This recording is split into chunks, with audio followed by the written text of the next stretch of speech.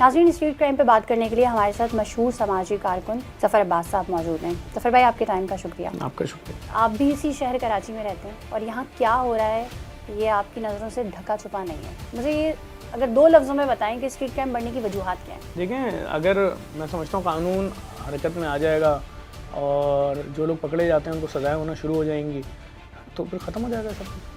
एक mobile snatcher पकड़ा जाता है और वो 1 महीने बाद दोबारा रोड के ऊपर खड़ा होता है, फिर वो पकड़ा जाता है, फिर वो 15 दिन बाद दोबारा रोड के ऊपर खड़ा होता है। वो क्या ऐसा सिस्टम है, क्या ऐसी वजूहात हैं, कौन लोग उसके पीछे होते हैं, कैसे वो ज़मानत ले लेता है या कैसे बाहर आ जाता है पर्चा कटने के बाद भी, तो फिर तो वो शेर ही बनेगा और क्या बल्कि बबर शेर बनेगा। तो इसका मतलब है हमारा सिस्टम सही नहीं है, क्योंकि अभी स्पेसिफिकली हम एक ऐसा केस करके आए हैं जिसमें हमने ये देखा कि एक शख्स जिस पे 9 FIR हैं, उसके बावजूद वो दंदनाता हुआ लोगों को मार रहा था, मुतादिद बार जेल जाने के बावजूद दोबारा छूट कर दोबारा वही वारदातें कर रहा था। मैं चैलेंज से कह सकता हूँ पूरी पाकिस्तान के पूरी दुनिया में कोई ऐसा इदारा नहीं होगा जो सिर्फ ये बता दे कि पिछले 20 सालों में कराची से कितने मोबाइल फ़ोन छीने। आप जिसको रोकेंगी सड़क पे वो बोलेगा मेरे 2 बार छीना, मेरा 1 बार छीना, मेरे 3 बार छीना, मेरा भी छीना, मेरी बच्चे का भी छीना, मेरी बेटी का भी छीना, मेरे शौहर का भी। CPLC की जो रिपोर्ट है उसके मुताबिक 1 मार्च से लेकर 31 मार्च तक कराची में 1800 से ज़ायद मोबाइल फ़ोन छिने। पहले तो देखना पड़ेगा कि 100 में कितने लोग कंप्लेंट दर्ज करा रहे हैं। एग्जैक्टली। अगर 100 में एक आदमी दर्ज करा रहा है या 2% करा रहे हैं, 3%, तो उसको हम क्या फिगर मानेंगे। हम तो सीधी बात करें, अब अवामी सर्वे कर लें। आप 300 लोगों को रोकें, उनसे पूछें कि क्या कभी आपको मोबाइल फ़ोन छिना, तो बोलेंगे हाँ 3 दफ़ा, 2 दफ़ा, 1 दफ़ा तो गोली भी मारी। अच्छा, मोबाइल छीनने की हद तक तो सही था ना। अब तो ये हो रहा है कि डकैती, मज़ामत पे कत्ल हो रहे हैं। इन्हीं 3 महीनों की बात करें तो तकरीबन 60 अफराद अपनी जान से जा चुके हैं। 62 आदमी इन दिनों में मारे गए हैं और रमज़ान के अंदर 18 लोग मारे गए। देखें ये कैसी ईद थी कि 18 घरों में जनाजे थे। 18 घरों में बच्चों ने ईद नहीं मनाई, किसी का भाई मार दिया, किसी का बाप मार दिया, किसी का बेटा मार दिया, किसी का शौहर मार दिया। और कमाल ये देखिए, किसी के भी कातिल नहीं पकड़े जा रहे। चले, हो सकता है एक दो कोई पकड़ लिया हो। पूरा कराची इस वक्त सोशल मीडिया पे वीडियो चला रहा है। ये देखें कोरंगी में डकैती मार रहे थे डकैत, ये देखें लांडी में मार रहे थे, ये देखें शाफे से। मतलब आवाम जो है अपना खुशी, अपना गम, महंगाई, सस्ताई सब भूल गई है। सही, अभी रिसेंटली एक वीडियो आई है जिसमें बाकायदा नाका लगाकर छोटी उम्र के लड़के जो है वो लूट रहे हैं, बाइक बीच में खड़ी करके चल रही। तो ये किससे सवाल हो गए। आवाम टैक्स देने के बाद भी अपनी चीज़ों से भी हाथ धो रही है और अपने प्यारों की लाशें भी दफना रही है। क्यों जी, डकैत ने मोबाइल भी लिया, पर्स भी ले, जाते जाते 4 गोलियां भी मार के लिया। तो ये जो अदम तहफ़्फ़ुज़ की फ़ज़ा है ये कैसे सही होगी।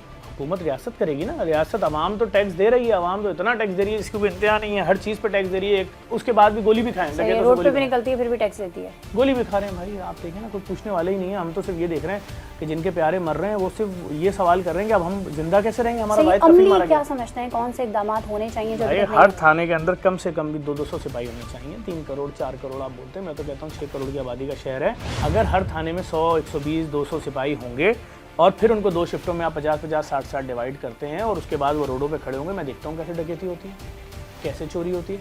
जब थानों में सिपाही 6, 8, 10, 12 होंगे, बाकी प्रोटोकॉल में लगे हुए होते हैं। अब वो है ही नहीं ना। जब सिपाही ही नहीं होंगे, भाई डकैतों को क्या करना है, वो अपनी एक मोटरसाइकिल मोबाइल के दूर कहीं खड़ी करने। हाँ भी तुम बताते रहना कहाँ खड़ी है मोबाइल, हम पूरा शहर साफ कर रहे हैं आराम। CCTV फुटेजेस भी आ जाती हैं, फिर भी नादरा से उनका रिकॉर्ड नहीं निकाला जाता, फिर भी अरेस्ट नहीं होते। CCTV फुटेज आ जाना, इस शहर के अंदर ज़बान के नाम पे हज़ारों लोग मारे गए, फ़िरक़े के नाम पे हज़ारों लोग मारे गए। क्या उनके कातिलों को सज़ाएं हुई, पकड़े गए? तो फिर जब एक आम क्रिमिनल देखेगा अच्छा यहाँ तो कुछ है ही नहीं, करो फिर जो दिल चाहे, तो हो रहा है जो दिल चाहे। मनाजिर क्या देखते हैं जब आप ऐसी जगहों पे जाते हैं? क़यामत खेज़ मनाजिर हैं। मैं पूछ रहा हूँ, एक फैमिली से इनका इकलौता बेटा मर गया कि मैंने कहा अभी आप परेशान क्यों हैं, अभी तो आज आपके बेटे को मरे हुए दूसरा दिन है। कह रहे नहीं, मैंने मालिक मकान से कह दिया हम घर खाली कर रहे हैं। मैंने कहा अरे भाई आप अपने बेटे की बताएं ज़िंदगी। नहीं हम घर खाली कर रहे हैं।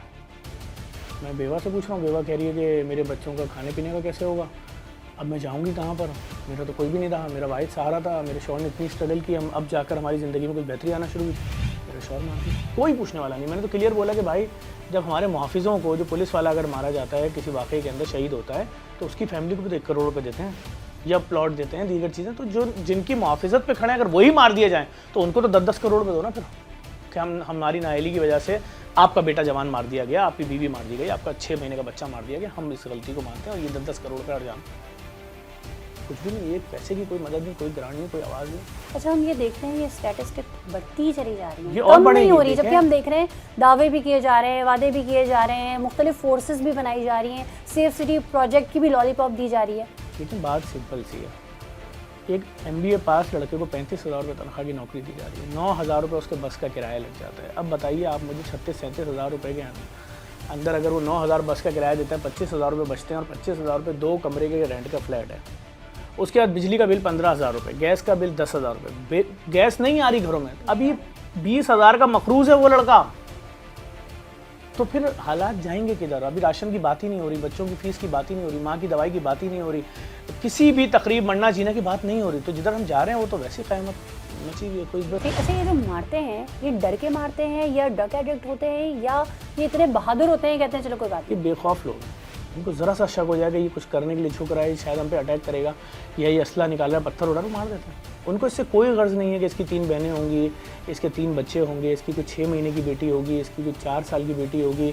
तमाम लोगों के तबादले कर दिए जाते हैं। अब एक शख्स जो कि बाहर से आ रहा है, किसी दूसरे प्रोविंस से आ रहा है, क्या वो कराची को सेव कर सकेगा? चीख के लोग थक गए हैं। जिस शख्स ने कराची ही पहली बार पाँव रखा है उसको कैसे मालूम नाज़माबाद की गलियाँ क्या हैं, गुलशन का माहौल क्या है, खारदर का क्या कल्चर है, कौन किसकी कहाँ दादागिरी है, किसकी कहाँ बदमाशी है, कौन किसका मसीहा है, किन इलाकों में पानी आता है, किस में नहीं आता, वाटर टैंकर माफिया क्या है, बिजली की चोरी क्या है, उसको समझने में कराची खुद इतना बड़ा है, शायद जितने बड़े दुनिया में बर्रे आज़म होते हैं इतना बड़ा कराची है। अभी आप उसमें जो भी तजुर्बा करना चाहें करते रहें। आप इस वक्त आप क्या देख रहे हैं? कराची का सबसे बड़ा मसला सबसे बड़ा मसला भूख है। लोगों के पास राशन के पैसे ही नहीं, वो जो कुछ कमा रहे हैं वो कई इलेक्ट्रिक गैस, फ्री गैस और मालिक मकान ले लेते हैं।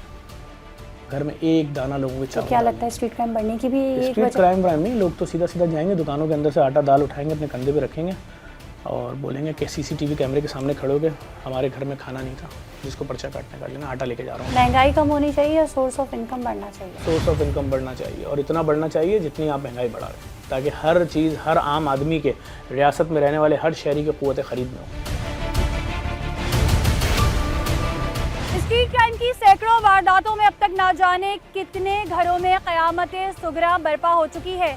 बच्चे यतीम, माओं से उनके लाल छीन लिए गए हैं और खौफ की छाव में कराची के शहरी अपनी जिंदगी गुजारने पर मजबूर हैं, क्योंकि सबके जहनों में यही बात है कि क्या अगला निशाना वो तो नहीं होंगे। जनाजों पर जनाजे उठ रहे हैं, कोहराम मचा है, लेकिन इसके बावजूद कोई पुरसाने हाल नहीं।